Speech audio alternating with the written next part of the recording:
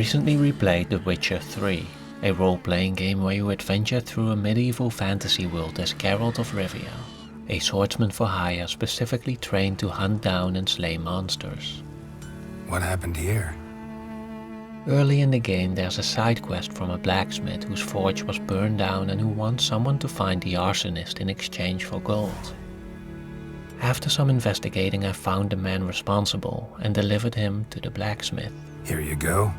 One village pyromaniac in the flesh. But as it turned out, the forge was of high value to a nearby stationed army, and the soldiers immediately sentenced the arsonist to die. No trial needed here. Just a tree.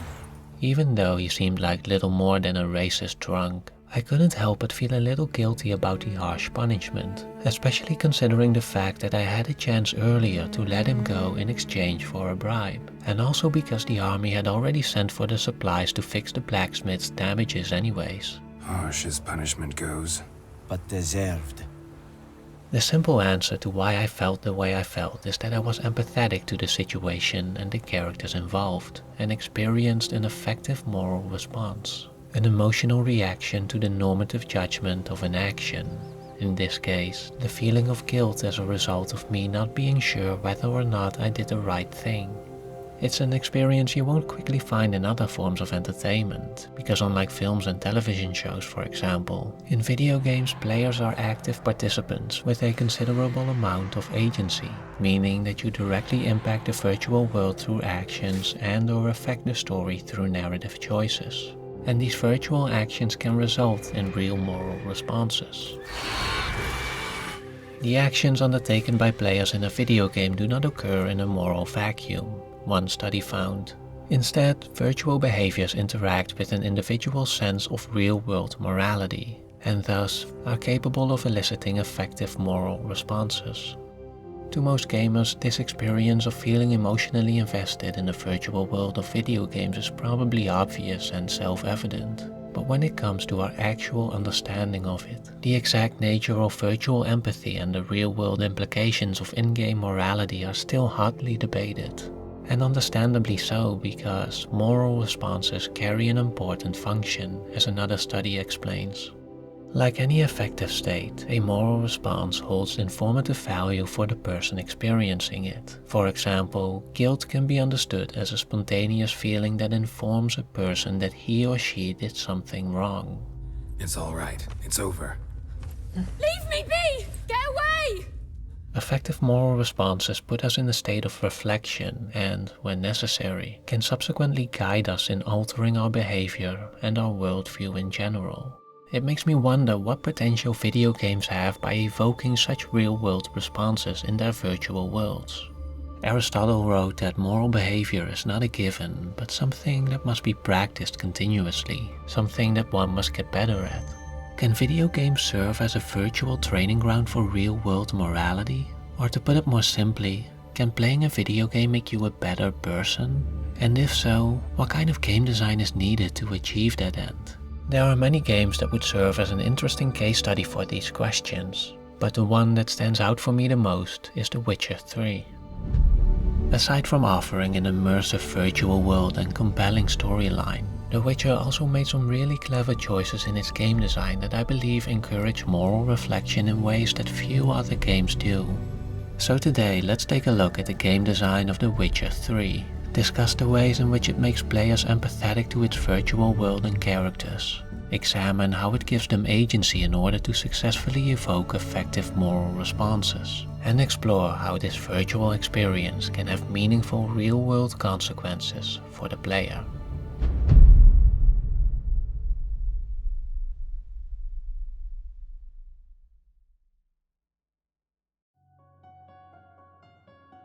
Let's start at the beginning. Immersing yourself into a virtual world.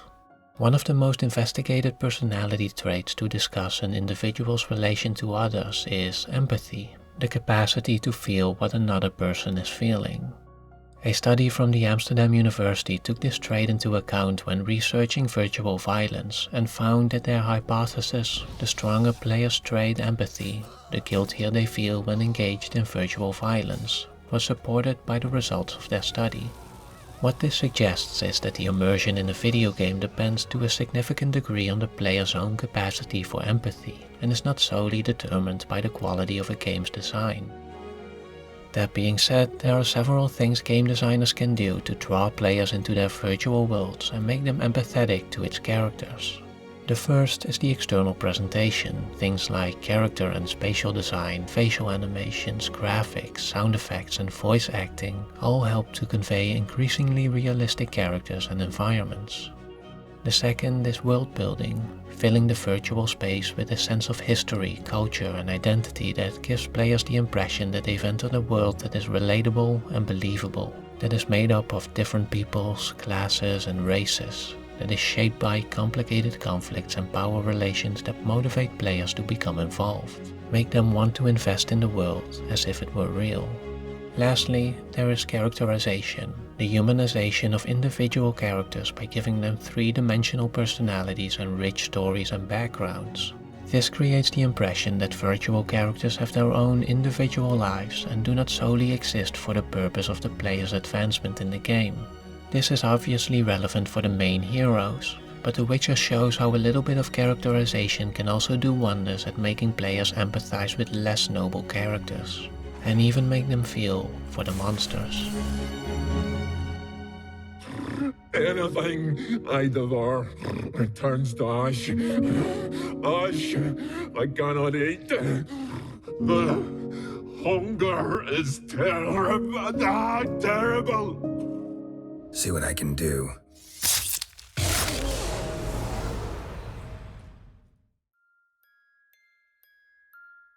Assuming the player's empathy and immersion in the video game world, we can move on to the question of virtual morality and affective moral responses. At the heart of morality lies agency, a person's freedom to act, and thus a person's freedom to act in a way that can be judged as right or wrong. Of course, video games by default already offer some agency to players, as all forms of gameplay imply a certain amount of freedom of action, like the freedom to move around or to overcome obstacles in creative ways. But the kind of agency I want to focus on is the freedom to influence the narrative, to have the player's choices matter to the outcome of a story, to have them be morally significant. We can refer to this as moral agency. While video games have been exploring the implementation of moral agency since the very beginning, it's still an incredibly difficult feat to pull off successfully. Because to ask for a realistic reflection of this kind of agency in a video game really means to ask for a game design that can predict and incorporate the pretty much infinite entirety of human creativity. This is why, at least to me, moral agency in video games always tends to feel a lot more limited than other forms of gameplay that correspond more closely to their real-world counterparts. Some common issues I've encountered is that morality is simplified to a binary design of good versus bad, where the player can pick paths between acting noble or acting selfish or even evil. The limitations of this kind of design become especially apparent when there's no real motivation to alternate between options based on specific situations. In the Mass Effect series, for example, morality is presented as a spectrum between the heroic paragon and the ruthless renegade. But because players are rewarded with bonuses the further they move towards one end of the spectrum, they are encouraged to pick one end and then make every decision in that direction without actively reflecting on them individually. So not only is morality limited to a binary design, the multitude of these binary choices that the game presents you with really are just one moral decision that you probably already made at the beginning. Even when video games want to present a more complicated moral world, you'll often find that the actual design is still a binary one where, instead of picking between good versus bad, there is morally grey option 1 versus morally grey option 2. Take for example the ending to Far Cry 4, where you can decide who becomes the new leader of the game's world, but each of the two candidates turn out to be morally questionable. The upcoming sequel to Dying Light also seems to have such a system where you can choose based on a moral belief, in this case, the desire for stability or the belief in freedom. But you have to pay a price for it. Choosing stability results in an oppressive regime, choosing freedom results in a violent anarchy. While this kind of design might appear morally complex, the player's actual agency is still too limited to allow for real moral reflection. As a matter of fact, when the moral decisions you do make automatically lead to a rather extreme corruption of them, the end result is more likely to feel cynical and may even encourage against moral reflection as players become disheartened by having every choice backfire in some way or another. Another common issue that relates more to the story design is that the narrative forks in the road can be way too obvious. A game like Grand Theft Auto 5, for example, has a mostly linear story with little moral agency except towards the ending, when the game basically pauses to let you select your desired outcome. A lot of games have these pivotal moments where it's clear to players that they're about to make an important decision. The problem is that because the importance of these moments is so obvious, the choice becomes too analytical and probably won't evoke a strong effective moral response, as these are generally the result of quick automatic evaluations or intuitions rather than deliberate reasoning. A different but somewhat related issue is that when players make moral decisions, the designed paths do not always conform to their intentions. I actually came across a good example of this in The Witcher when I met the sorceress Keira Metz. While she is presented as a friendly character, one that you can even have a romance with, there is one side quest where she wants to take some potentially dangerous notes from another wizard. My initial instinct was to prevent her from doing so, but when I thought I selected said option, the game apparently assumed I wanted to eliminate her. Shut up and draw your sword. And I was thrown into a combat situation where I no longer had any choice except to kill her or be killed myself.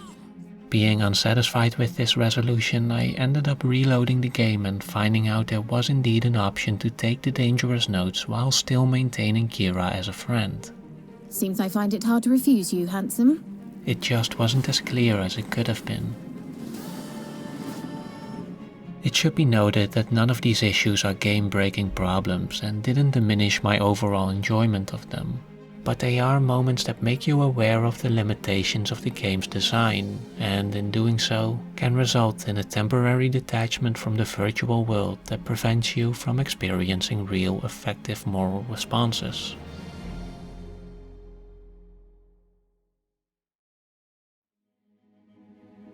Now that we've discussed the challenges and limitations of designing moral agency, we can examine how The Witcher utilizes creative solutions to give players a more authentic feeling of moral agency, and how I think these can successfully evoke genuine effective moral responses. For starters, there's no obvious honor system or morality meter. Instead, Geralt's nobility is mostly left up to the subjective judgment of the player.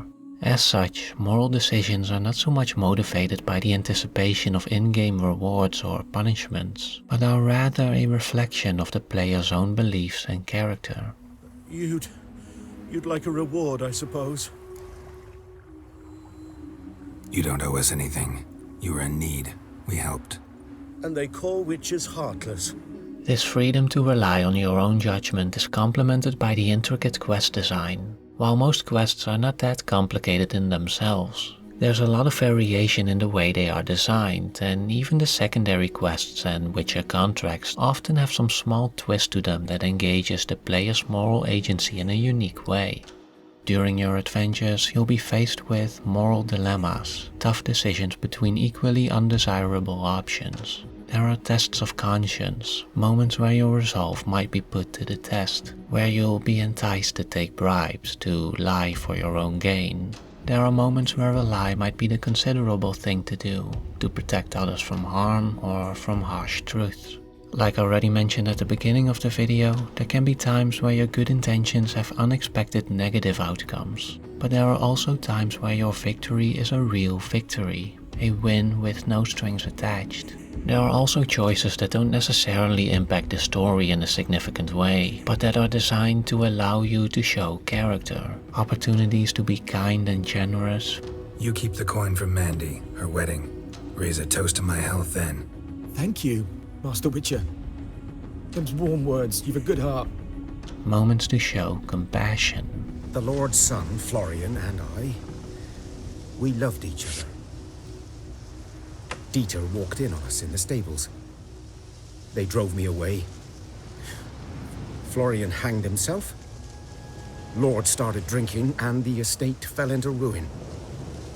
That's the long and short of it. I'm sorry. Ancient history now. Taken together, these different quest designs offer a variety of morally significant situations that keeps the player's sense of agency alert at all times. It makes every opportunity for moral agency feel fresh and in need of your full attention. And because there's such a wide range of possible circumstances and ways of engagement, the potential for experiencing effective moral responses is also much greater. I don't drink with strangers. We share a round, won't be strangers anymore. There will be times where you'll be relieved to resolve a conflict peacefully, Thanks for not starting a row with those swine. and times where you'll feel justified in engaging in violence. You hurt the woman I'm looking for. You tortured her friend. And that's why I just can't let this go. No.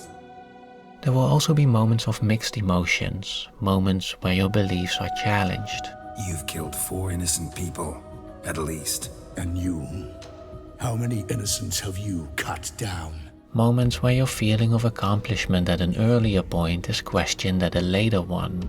I know him! 'Twas him murdered some Tamarian boys back at White Orchard. Thereby retroactively making you question whether or not your actions were really as justified as you thought they were. These moments can be especially powerful when it's clear to the player that there's no going back, no checkpoint from 20 hours ago to return to for a do-over. In moments like these, the game deliberately eliminates the chance to reload and exercise your moral agency with an analytical mindset. Instead, it forces players to reflect on and learn from their effective moral responses. This becomes especially relevant with the ending, which is where I believe the cleverness of the game's design shines the most.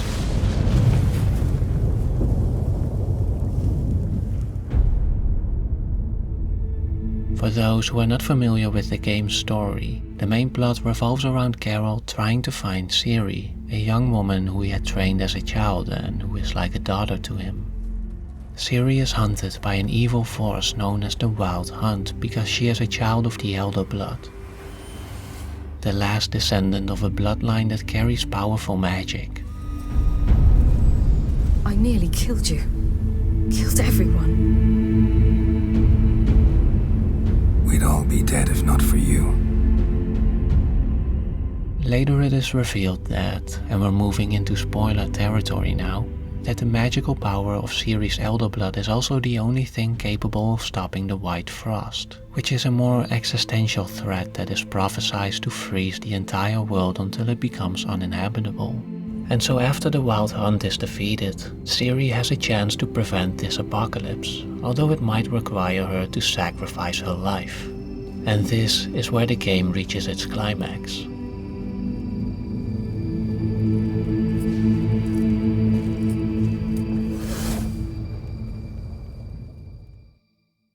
You don't have to make this sacrifice. You're wrong. The White Frost is inevitable. It will come to freeze the worlds one after the other, eradicating all life. As I'm sure many other players did as well, it is here that I was expecting the great moment of choice. Do I want the ending to go left, right, or down the middle? In my head I was already weighing my options, rationally considering what would be the best outcome. And while there is indeed a great moment of choice at the end of The Witcher, to my surprise, it wasn't mine to make. It was Ciri's. This is my story, not yours. You must let me finish telling it. There are 3 main endings to The Witcher. 2 happy ones where Ciri stops the White Frost and becomes either a Witcher together with Geralt, or the new Empress of the realm. And a tragic one where Ciri also stops the White Frost, but loses her life in the process, leaving Geralt heartbroken and alone.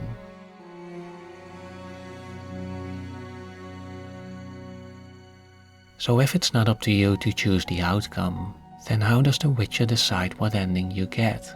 As it turns out, the most important factor that determines whether you'll get a happy or a tragic outcome is the amount of confidence Ciri has when she faces the White Frost, And this confidence, in turn, is determined by a number of small moments of moral agency long before the actual ending, where you were able to comfort Ciri, show her support, and make clear to her that, no matter what, you stand by her side.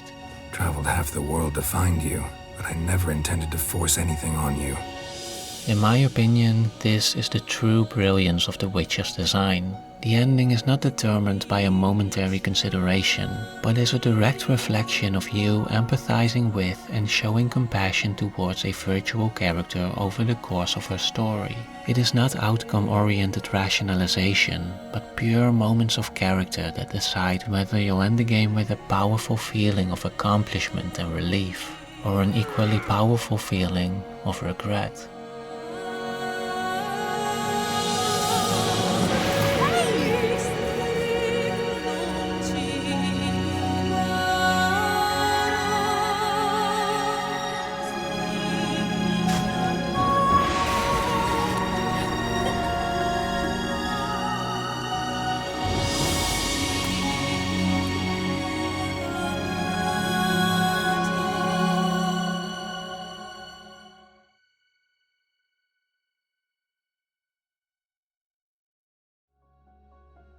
Lastly, let's briefly reflect on the initial question. Can experiences in the virtual worlds of video games have meaningful real-world consequences?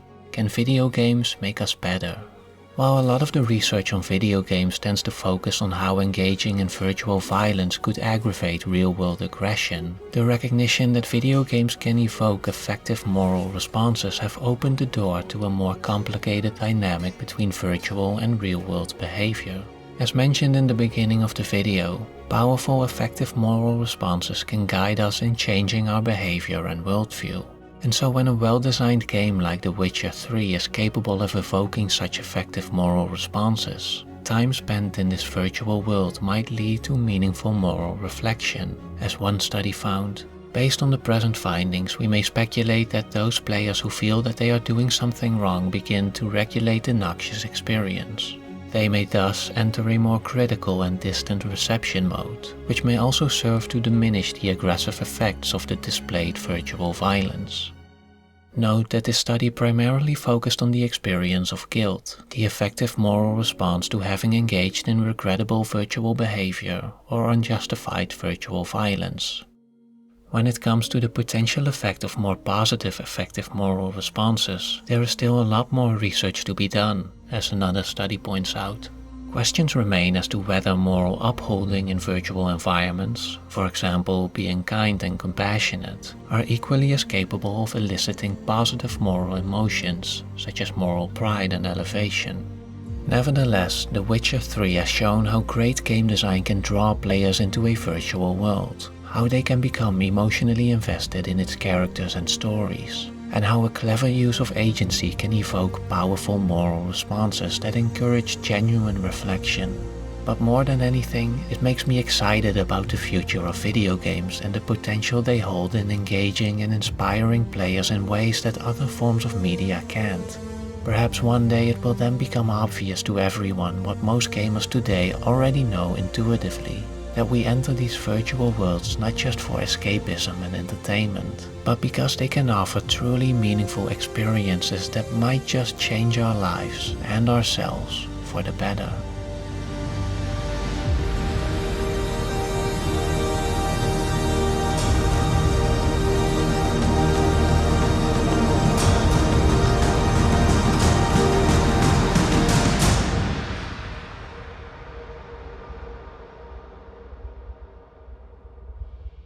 I hope you enjoyed my first real dive into the world of video games. I'm always excited about exploring the interesting new ways in which we express ourselves and try to communicate meaningful messages. It is for this reason that I'm happy to have found SKILLSHARE, the sponsor on today's video. SKILLSHARE is an online learning community for all kinds of creators with more than 25,000 classes that you'll have unlimited access to with a premium membership. In preparation for this video, I checked out some classes on creative writing and character building, but you'll also find helpful classes on specific skills like filmmaking, photography or music. and practical videos on more general topics like finding your purpose, following your passion, and increasing your productivity. If you're interested in joining the millions of creators already learning with Skillshare, follow the link in the description below for a special offer that will get you 2 months of unlimited access for free. So be sure to head on over to Skillshare and start learning today.